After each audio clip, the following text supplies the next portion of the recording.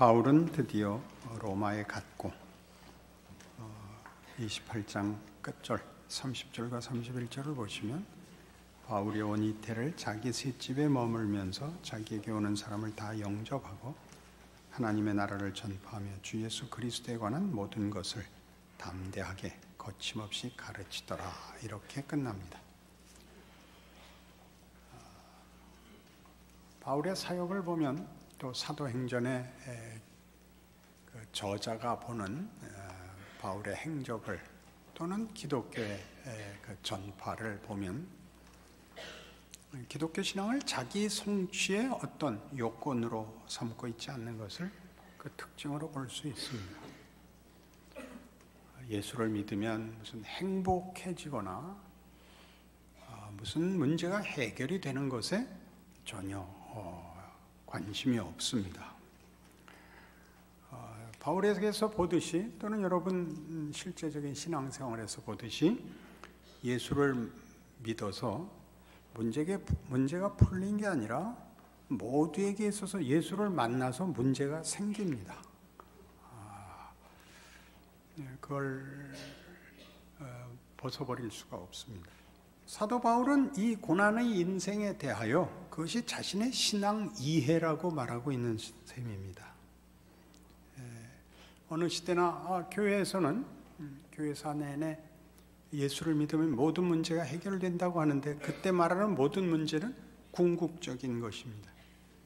그리고 예수 안에 있는 하나님의 목적과 연결되어 있지 고단한 현실에 대해서 어떤 해결책을 제시하는 약속은 없습니다. 빌립보서 3장에 가면 사도 바울의 복음 이해는, 신앙 이해는 이렇게 기록되어 있습니다. 신약성경 320페이지 빌립보서 3장 10절입니다. 내가 그리스도와 그 부활의 권능과 그 고난의 참여함을 알고자 하여 그의 죽으심을 본받아 어떻게 해서든지 죽은 자 가운데서 부활에 이르려 하노라입니다. 그리스도와 그 부활의 권능과 그 고난의 참여함을 알고자 하여 죽은 자 가운데서 부활에 이르려 합니다. 죽은 자 가운데서가 현실입니다. 믿음의 시작이며 믿음의 여정입니다. 궁극적으로 부활의 자리에 갈 것입니다마는 그것은 우리 인생이 끝난 다음이거나 주님 다시 오셔야 되는 종말에 실현될 것입니다. 이러한 사도 바울의 복음 이해, 신앙 이해는 예수님이 가졌던 것과 동일한 것입니다. 누가복음 24장에 오셔서 예수님 부활하셔서 제자들을 만나 자신의 죽음을, 고난을 설명하는 대목이 누가복음 24장에 나와 있습니다. 139페이지입니다. 21절부터 보시죠. 우리는 이 사람이 이스라엘을 속량할 자라고 바랐노라. 예수가 해방자일 것이라고, 구원자일 것이라고 생각했다 이겁니다. 이뿐 아니라 이 일이 일어난 지가 사흘째요. 또한 우리 중에 어떤 여자들이 우리로 놀라게 하였으니 이는 그들이 새벽에 무덤에 갔다가 그의 시체는 보지 못하고 와서 그가 살아나셨다는 천사들의 나타남을 보았다 함이니라. 또 우리와 함께한 자 중에 두어 사람이 무덤에 가 과연 여자들이 말한 바와 같음을 보았으나 예수는 보지 못하였느니라 하거늘 살아나셨다 그러는데 살아난 줄을 보진 못했다. 이르시되 미련하고 선지자들이 말한 모든 것을 마음에 더디 믿는 자들이요 그리스도가 이런 고난을 받고 자기의 영광에 들어가야 할 것이 아니냐. 이런 고난을 받고 자기의 영광에 들어가야 할 것이 아니냐. 이에 모세와 모든 선지자의 글로 시작하여 모든 성경에 쓴 바 자기에 관한 것을 자세히 설명하시니라. 예수께서 고난을 받고 영광의 자리에 들어가야 한다. 고난은 필수다라고 얘기하십니다. 실제로 성경에 예언된 모든 메시아에 관한 예언들은 고난의 종으로 메시아를 그리고 있습니다. 대표적인 것이 이사야 53장이죠. 1033페이지입니다. 이사야 53장 7절. 그가 곤욕을 당하여 괴로울 때에도 그의 입을 열지 아니하였으며 마치 도수장으로 끌려가는 어린 양과 털 깎는 자 앞에서 잠잠한 양같이 그의 입을 열지 아니하였도다. 그는 곤욕과 신문을 당하고 끌려갔으나 그 세대 중에 누가 생각하기를 그가 살아있는 자들이 땅에서 끊어지면 마땅히 형벌받을 내 백성의 허물 때문이라 하였으리요.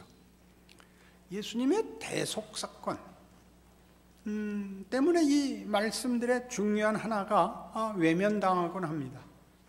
그가 우리 죄를 대신해서 이 고난을 받았다 하는 것은 이 본문이 가르치는 중요한 내용입니다만 그것을 위하여 곤욕과 신문을 당합니다.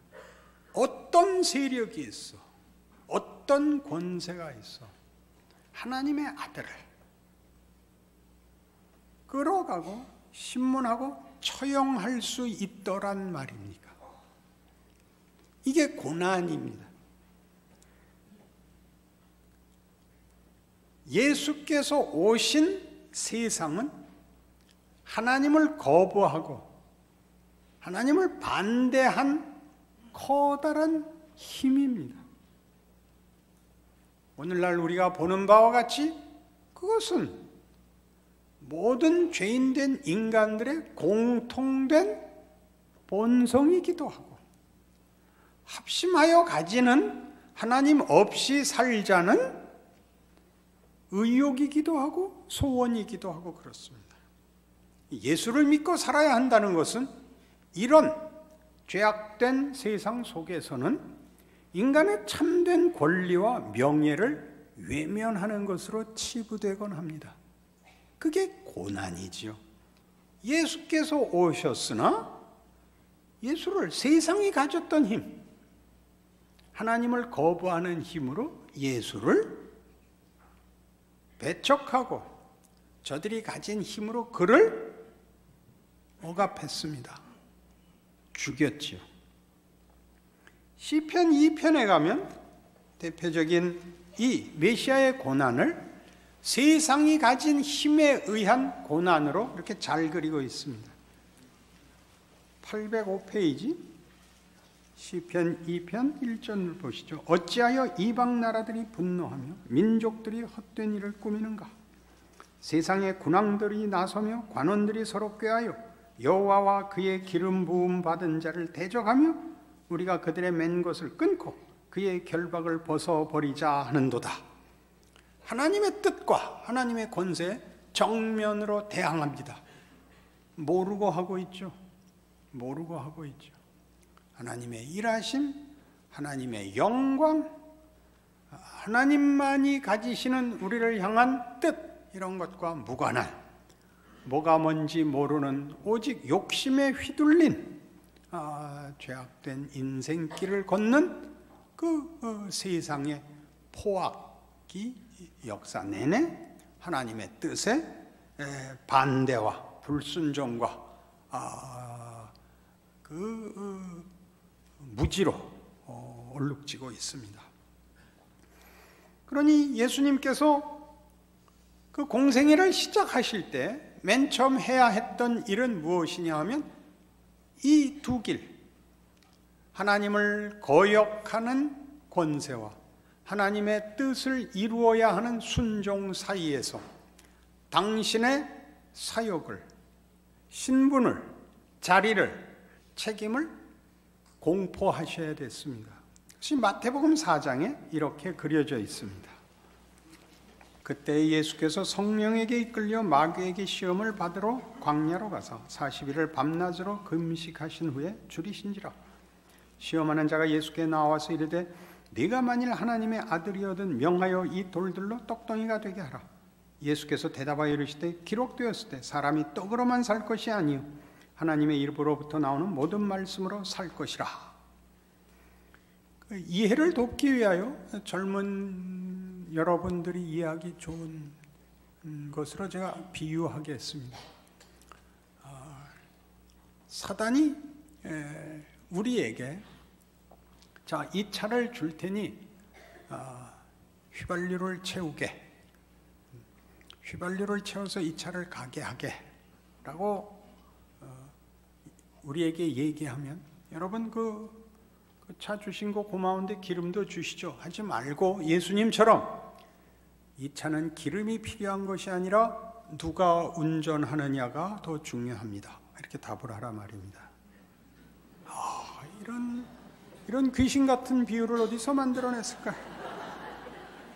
이에 마귀가 예수를 거룩한 성으로 데려다가 성전 꼭대기에 세우고 이르되 네가 만일 하나님의 아들이거든 뛰어내리라. 기록되었을 때 그가 너를 위하여 그의 사자들을 명하시리니 그들이 손으로 너를 받들어 발이 돌에 부딪히지 않게 하리로다 하였느니라. 예수께서 이르시되 또 기록되었을 때 주 너의 하나님을 시험하지 말라 하였느니라. 사단이 다시 이렇게 시험을 합니다. 이 차를 타고 절벽을 뛰어내려가 보라. 이 차가 얼마나 견고한지 절대 다치지 않을 것이다. 예수께서 답하십니다. 이 차는 하나님이 부르시는 장소까지 타고 갈 차이지 절벽에서 뛰어내리는 것이 목적으로 만들어진 것이 아니다. 아멘이 옳시다. 마귀가 또 그를 데리고 지극히 높은 산으로 가서 천하만국과 그 영광을 보여 이르되 만일 내게 엎드려 경배하면 이 모든 것을 내게 주리라. 네가 나한테 절만 한다면 내가 모든 것을 주겠다. 이에 예수께서 말씀하시되 사단아 물러가라. 기록되었을 때 주 너의 하나님께 경배하고 다만 그를 섬기라 하였느니라. 이 자동차는 이것하고 내가 하고 싶은 거 아무거나 하면 되는 것이 아니라 우리 아버지께서 사랑하사 나에게 준 선물입니다. 이 차를 가지고 내가 아버지 뜻에 맞는 은혜롭고 선하고 의롭고 귀한 일을 하여야만 합니다. 우리 아버지를 섬기고 그의 뜻대로 순종할 것입니다. 이렇게 마치는 겁니다. 근데 이 시험의 배경이 뭐죠? 이 세상에서 사단이 왕인 것입니다. 사단이 왕인 것입니다. 계속적으로 무엇이라고 시험을 하죠? 하나님을 찾지 말라는 것입니다. 내가 줄 수 있는 것 나한테 요구하면 내가 다 채워줄 것이라. 하나님은 찾지 말라. 결론이 나죠? 주 너의 하나님께 경배하고 다만 그를 섬길지니라. 그것이 예수 그리스도의 선택입니다. 그 선택이 얼마나 어려운 선택이냐 하면 고난으로 묘사되는 겁니다. 왜요? 아담의 선택은 에덴 동산에서 일어났습니다. 아무런 위협도 아무런 어려움도 없는 곳에서 스스로 하나님과의 관계를 끊었습니다. 그 일을 회복하기 위하여 하나님께서 그 거역한 시대, 거역한 인류, 거역한 바로 그 자리에 그 아들을 보내사 어떻게 할지 아직 결정이 되지 않은 상태가 아닌 거역한 세상, 거역한 이 인류 앞에 그를 보냄으로써 위협과 반대와 거부와 왜곡과 무지 속에서 하나님 편을 들어 이 죄악된 세상, 하나님을 거절한 이 인류의 한복판 죽음의 자리에서 새로운 반전을 이루시는 겁니다. 그러니 고난이죠.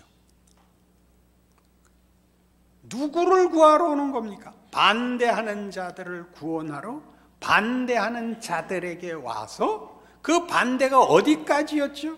예수를 십자가에 못 박는 것까지의 반대 자리에 와 그들을 구원해야 하는 순종으로 인하여 세상의 반대와 하나님이 그의 뜻을 이루기 위하여 그를 보내신 하나님 순종의 길이 맞물려 우리가 볼 때는 이해할 수 없는 십자가 구원이라는 걸 만드는 것입니다. 그러니 다시 빌립보서 3장으로 돌아가셔서 사도 바울이 이해했던 신앙의 진정한 내용을 우리는 무시무시하게 이해할 수밖에 없습니다. 어떤 식으로요? 3장 10절 내가 그리스도와 그 부활의 권능과 그 고난의 참여함을 알고자 하여 그의 죽으심을 본받아 어떻게 하셨든지 죽은 자 가운데서 부활에 이르려 하노라. 복음이 어디서 누구를 위하여 만들어졌는지를 아는 것입니다. 적국에 들어가야 되고 적군 속에 들어가 내가 누구인지를 밝혀 그들의 칼을 받고 그들의 총을 받아야 되는 것입니다. 고난은 필수적인 것이죠. 고난의 자리에 들어가야 되니까 적대적 상황, 자리에 뛰어 들어가야 되는 것이니까 고난은 당연한 것이죠. 그 고난 속에서 뭘 하는 겁니까? 하나님의 자비와 긍휼과 용서와 기적을 이루는 하나님의 뜻에 순종하여 그 속에서 죽는 거지요. 예수가 그랬고 바울이 그랬고 우리에게 요구하는 인생입니다. 여러분 현실이 그렇지 않습니까? 하나님의 말씀대로 살 것인가? 세상의 거짓된 위협에 굴복할 것인가가 하루하루입니다. 하루하루. 거의 늘 실패하죠. 거의 자는 이제 저를 위해서 붙인 겁니다. 여러분은 그냥 무조건 실패합니다. 그 실패 속에서 무슨 희망이 있는 거죠? 하나님이 여러분을 놓지 않고 있다는 것 여러분이 알죠. 안 그렇습니까? 우리가 누구인지, 우리가 고백한 신앙 고백이 무엇인지 그게 이렇게 만만하지 않다는 것을 아는데 오래 걸립니다. 처음에는 세상과 하나님 그 사이를 전혀 모릅니다. 세상이 다 압니다. 주일날 교회 오면 예배 보고 나가면 세상 사람이고 아무런 갈등도 아무런 차이도 아무런 부끄러움도 없습니다. 조금씩 알게 됩니다. 왜냐하면 세상이 거짓되기 때문에 알기 시작합니다. 이 친구들이라 그러면 아니죠. 이웬수들은 늘 속이는구나. 늘 속이는구나. 세상에서의 성공이 아니구나. 자꾸 알게 됩니다. 그래서 드디어 하나님의 약속과 성경의 약속의 값이 무엇인가를 하나씩 새삼스럽게 배우게 됩니다. 언제쯤 용감해질까요? 60은 넘어야 됩니다. 우리 안에 있는 죄의 깊이가 너무 커서 그렇게 쉽사리 이겨내지 못합니다. 어느 한 가지 명분이나 어떤 하나의 그 사명에서 승리하는 적은 있지만 자기 자신의 존재와 인생이 무엇인가를 알아 하나님의 사람으로 자기를 이렇게 맡기는 데는 대단히 오랜 시간이 걸립니다. 그것이 사도행전 28장이 하고 싶은 결론인 것이죠. 히브리서 5장에 가보시죠. 356페이지 히브리서 5장 7절입니다. 그는 육체에 계실 때 자기를 죽음에서 능히 구원하실 이에게 심한 통곡과 눈물로 간구와 소원을 올렸고 그의 경건하심으로 말미암아 들으심을 얻었느니라. 그가 아들이시면서도 받으신 고난으로 순종함을 배워서 온전하게 되셨은즉 자기에게 순종하는 모든 자에게 영원한 구원의 근원이 되시고 하나님께 멜기세덱의 반차를 따른 대제사장이라 칭하심을 받으셨느니라. 예수 그리스도의 대제사장직의 완벽함을 무엇으로 설명하죠? 그가 아들이시라도 받으신 고난으로 순종함을 배워서, 고난은 어떤 의미라고요? 자리, 어떤 자리? 우리가 있는 자리, 반역하고 도망간 자리, 하나님을 대적하고 거스르는 자리에 찾아오셔서 거기서 아버지의 뜻을 순종하여 아버지의 일하심, 용서, 끌어안음으로 하나님의 뜻을 이루십니다. 그는 우리 모두의 구원의 근원이 되십니다. 하나님이 우리에게 손을 내밀면 잡아주겠다라고 한 것이 구원이 아니라 도망간 우리들을 쫓아들어와 붙들어 끌고 들어가 죽음의 자리에 앉은 우리에게 부활의 문을 열어 끌고 들어가는 것이 그게 구원입니다. 그게 구원입니다. 뭐가 고난이라고요? 우리의 실상, 우리가 사는 세상, 이 고난을 야기시킬 수밖에 없는 곳입니다.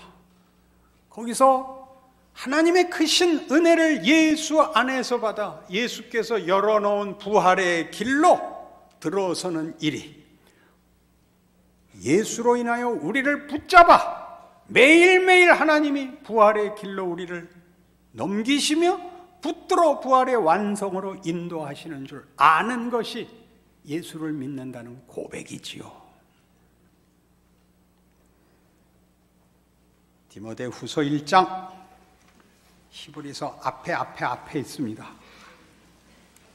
342페이지 디모데후서 1장 7절 하나님이 우리에게 주신 것은 두려워하는 마음이 아니요 오직 능력과 사랑과 절제하는 마음이니 그러므로 너는 내가 우리 주를 증언함과 또는 주를 위하여 갇힌 자 된 나를 부끄러워하지 말고 오직 하나님의 능력을 따라 복음과 함께 고난을 받으라. 복음과 함께 고난을 받으라. 사도 바울의 전도 여행은 복음의 전도자로서의 인생은 그 죽음이 성경에 명시되지 않습니다. 왜 그럴까요? 복음은 바울로 인하여 완성되었거나 바울로 인하여 도움을 받고 있지 않습니다. 바울은 다만 복음을 담은 한 그릇에 불과했던 것입니다. 중요한 것은 복음이죠. 복음은 뭐죠? 예수 그리스도의 고난과 순종과 승리지요. 그게 복음이지요. 그렇게 하나님 일하고 계십니다. 바울은 죽음을 성경이 기록하지 않음으로써 그가 있음으로써 기독교가 얼마나 유익을 받는지 얼마나 도움이 됐는지에 관심이 없습니다. 바울이 있어야 됐던 일이 아니고 없으면 손해보는 일이 아닙니다. 그건 전적으로 처음부터 끝까지 예수 안에서만 시작되고 완성된 것입니다. 바울이 아니면 누구를 통하여 됐겠죠. 그리고 그 바울이 아니더라도 누구를 통하여 전파되었을 그 일들에 우리가 열매이고 수단이 되는 것입니다. 그러니 여러분의 인생을 가볍게 보시면 안 되죠. 이게 뭐라고 돼 있어요? 8절 그러므로 너는 내가 우리 주를 증언함과 또는 주를 위하여 갇힌 자 된 나를 부끄러워하지 말라. 부끄러워하지 말라. 여러분 예수 믿는데 걸리는 게 뭐죠?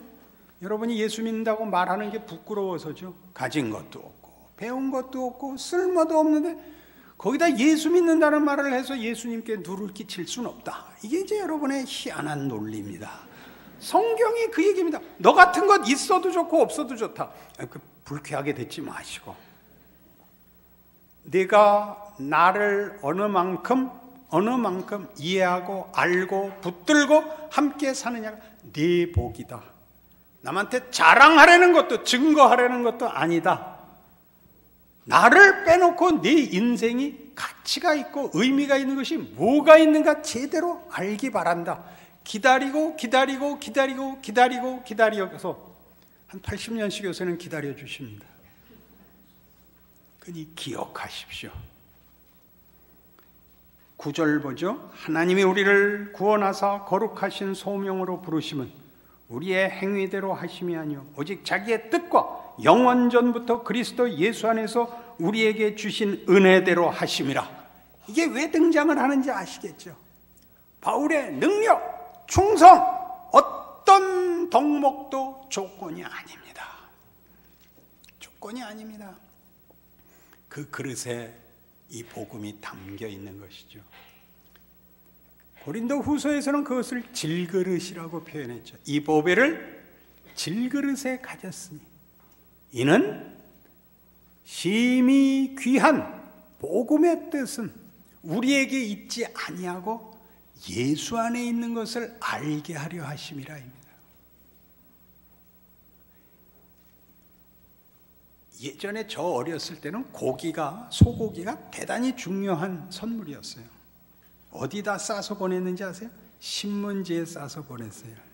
이게 나이 안 들면 이게 서로 교통이 안 되는 지혜와 깊이의 경험인데, 그래서 이게 피가 배어 나왔어요. 복음을 신문지에 둘둘 말고 다니세요. 그럼 펼치기도 좋잖아요. 신문지 찢어진 게 무슨 소용이겠어요? 그렇죠? 그 담력, 하나님이 어떻게 일하셔서 나한테까지 복음이 왔는가, 내 입술에 고백을 만들어내셨는가를 기억하셔서 여러분 담대하게 사세요. 할 수 있는 것만큼 하세요. 여러분이 빛이 날 필요가 없어요. 매일 주일날 와서 신문지에다가 뺑기치라고 가지 마세요.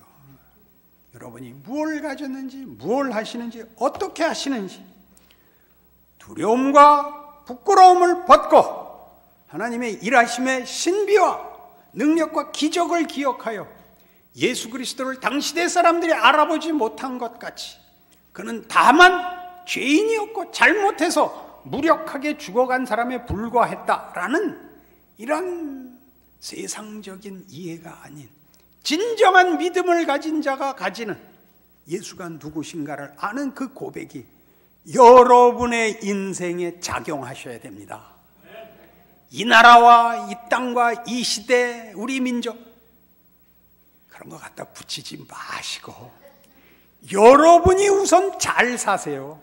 여러분이 우선 체념하지 말고 포기하지 말고 잘난 것으로 확인하려고 그러지 말고 잘 사세요. 예수 믿는 기쁨과 자랑이 그 당사자에게 있지 않는다면 힘을 쓸 다른 방법이 없습니다. 기도하십시다. 하나님 아버지 은혜를 감사합니다.